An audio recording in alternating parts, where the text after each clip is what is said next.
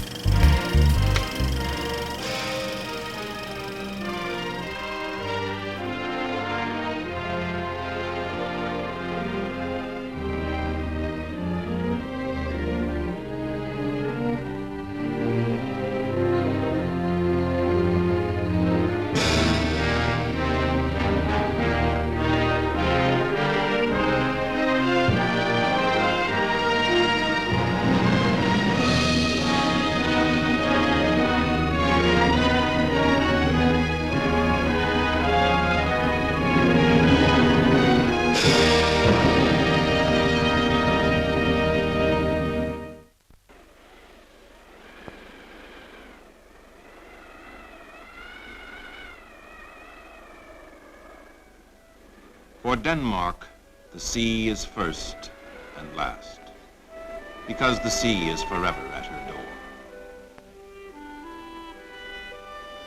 When the ice of the Ice Age retreated, the land rose out of the sea, and wind and water shaped its coastline. For the Danes, the sea has always been their doorway to the world, the doorway for those on Viking raids or more peaceful errands. Nature formed this land, but nature has not been kind to Denmark. No fuel, no water power, few natural resources. The sea brings mild winters and plentiful rain, but the soil itself is by nature far from fertile, and the country rests upon a mattress of chalk. Such is Denmark in Europe. But part of Denmark lies far out in the Atlantic, the islands known as the Faroes. Further out still is that other Denmark, which is the great plateau of rock and ice called Greenland. But there in Europe, close to neighboring Norway and Sweden, is the Danish homeland. Some 500 green and friendly islands and the long peninsula of Jutland.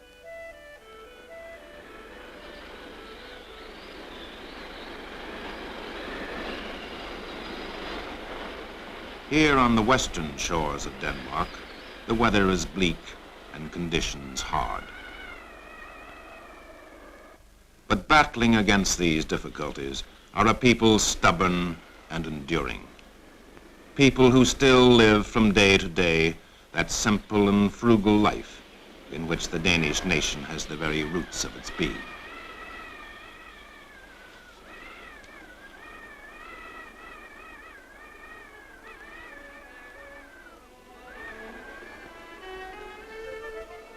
Further to the east, nature is kinder and the soil more fertile. Here, life is easier, and in its beauty, the country reflects its well-being.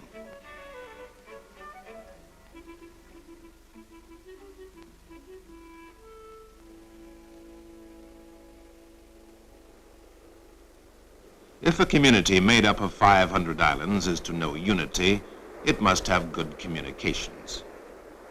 Bridges and more bridges. Ferries and more ferries linking islands large and small.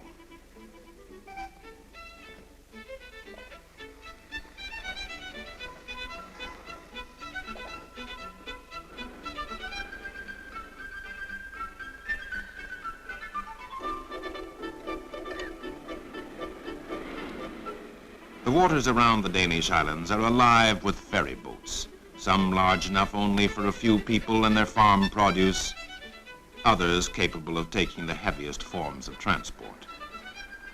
Even over the widest expanses of water, where the voyage may last several hours, cars and trucks are ferried. So that with the passage of time, each Danish harbor has become a hub for roads reaching out to every inland town and village. Towns old and beautiful, where life flows at a gentle pace all its own. But towns where market day is like anywhere in the world the climax of the week, a day of get-together for talk and trade. And whether you come by road or by water, you are still a neighbor.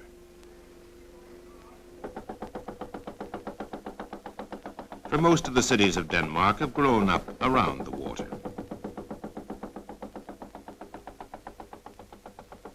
Out of a total of 85 Danish market towns, more than 70 have harbors.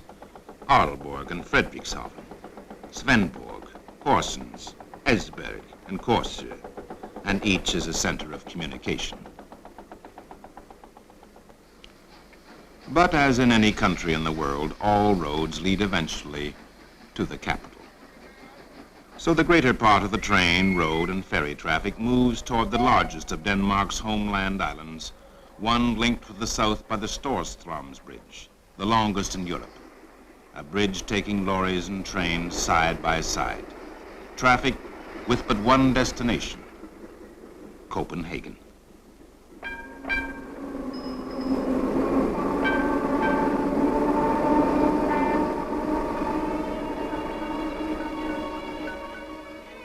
Out of a total population of 4 million Danes, 1 million live in Copenhagen.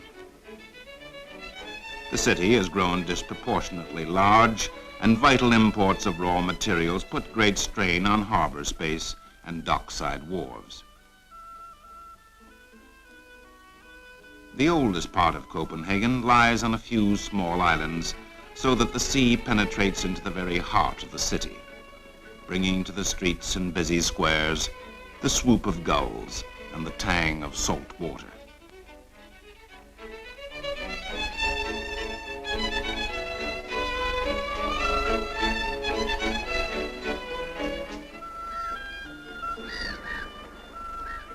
Even the king's residence lies in sight of the busy port and its teeming life.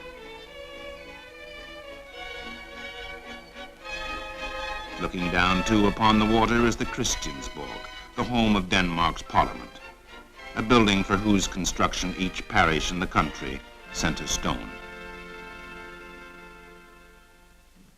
On special occasions, the king, accompanied by the queen, attends parliament. King Frederick IX is one of a line going back for 1,000 years, a direct descendant of the very first monarch known to have ruled over Denmark.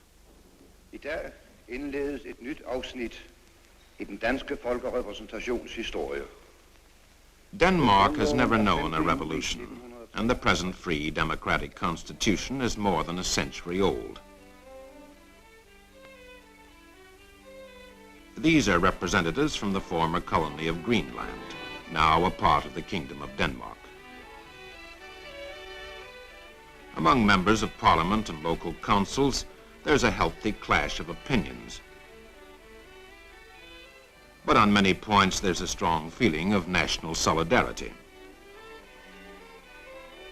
It has become the national policy of Denmark that none of her citizens shall suffer needlessly through age or sickness, that each shall have the best possible opportunity of achieving a full life, and having achieved it, bear its climax without pain or need.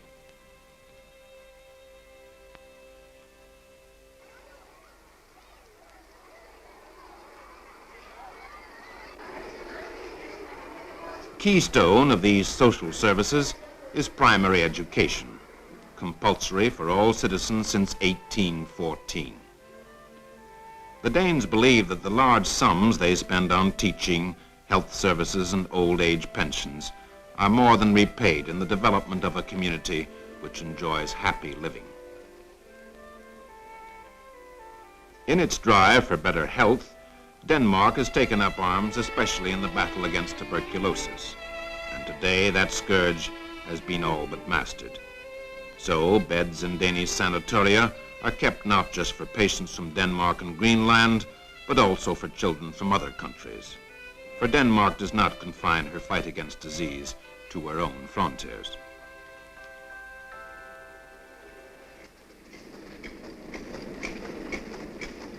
vitamin products, penicillin, insulin, and many kinds of serums and vaccines. All these are part and parcel of Denmark's contribution to world health.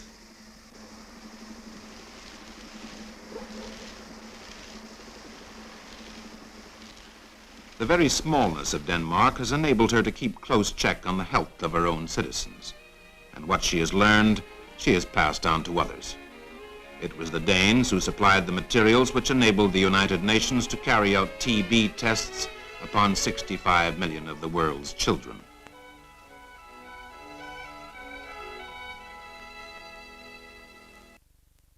The battle against tuberculosis was really won when the disease was stamped out among Denmark's livestock by the vaccination of all dairy cows.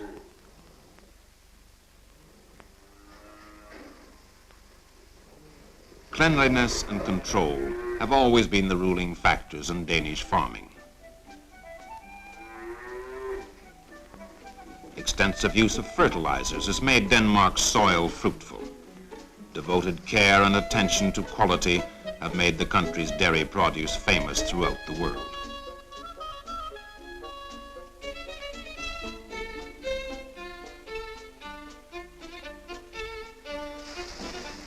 The housewife who buys this butter recognizes its value by its Danish stamp and its perfect wrapping. Small though Denmark is, only 2 countries in the world export more cheese than she does.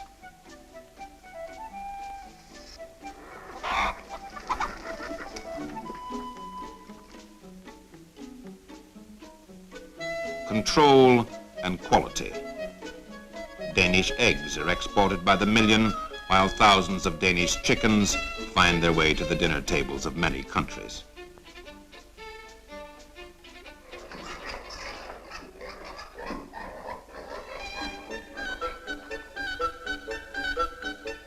A Danish stamp on a ham or a carcass is a mark of quality and an amazing uniformity.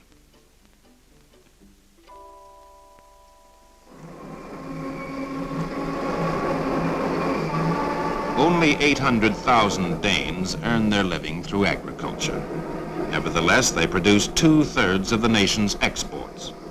And this in a country almost entirely dependent upon imported raw materials for industry and agriculture. A fact which speaks much for the efficiency of Danish farming. The farmers of Denmark have known bad times in the past.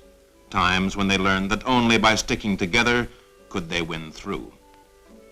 And so was developed a voluntary cooperative system which is still today the very backbone of Danish agriculture. But the key to this and all progress in Denmark has been the emphasis placed upon education, not only of the young, but also of the mature. A people living in a community of 500 islands has learned that to be of the world, one must know about the world. To a Dane, reading is one of the great occupations of life, whether the library be in his own town or village, or floats across the water for him to make his choice.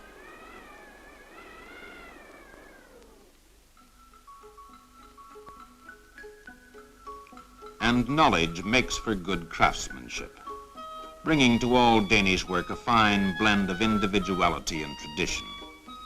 Here, good design combines the best of both worlds, the world of today and that of yesterday.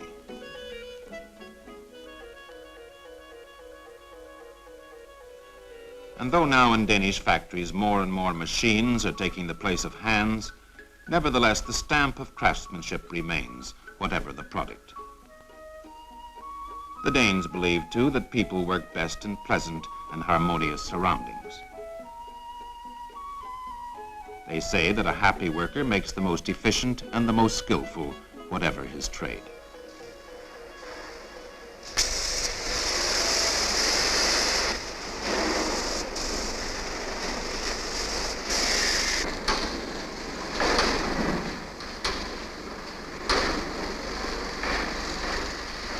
The building of wooden ships was once the basis of the Viking conquests. And though today most materials for ship construction have to be imported, The Danish merchant navy, chartered by nations all over the world, is thriving and prosperous.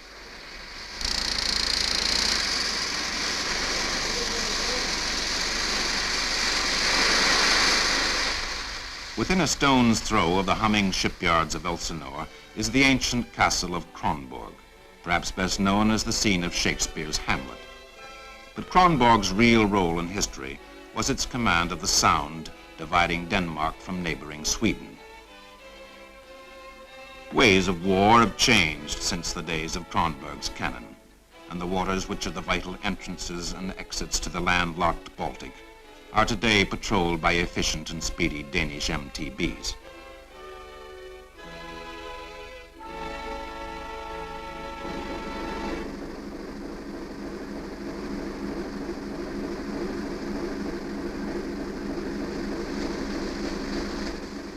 The defense task of these naval forces is a responsible one, for Denmark has a coastline nearly 3 times as long as that of France. Well-trained regular land and air forces are backed by a voluntary home guard, ready should the need arise to become full-time soldiers overnight.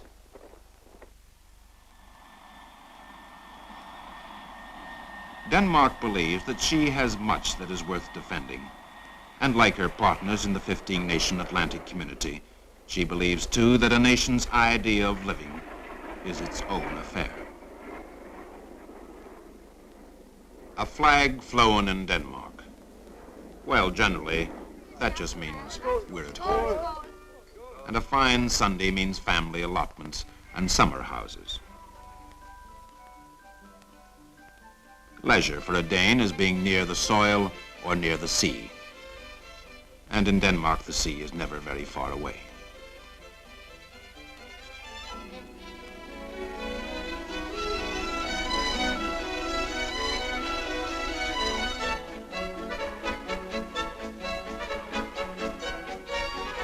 And a Sunday in Copenhagen generally ends up with an evening at the Tivoli, the world-famous pleasure garden in the heart of the capital.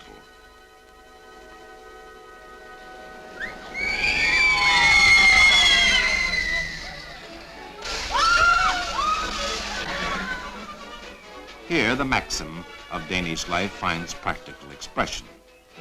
For in the Tivoli, each can enjoy his pleasure in his own way, and yet leave room for others to do the same, however different. And the Tivoli offers the widest possible choice.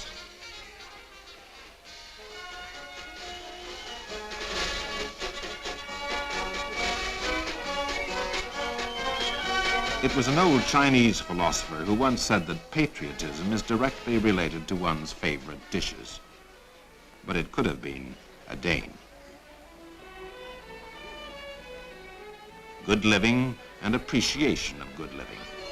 This is the Danish way.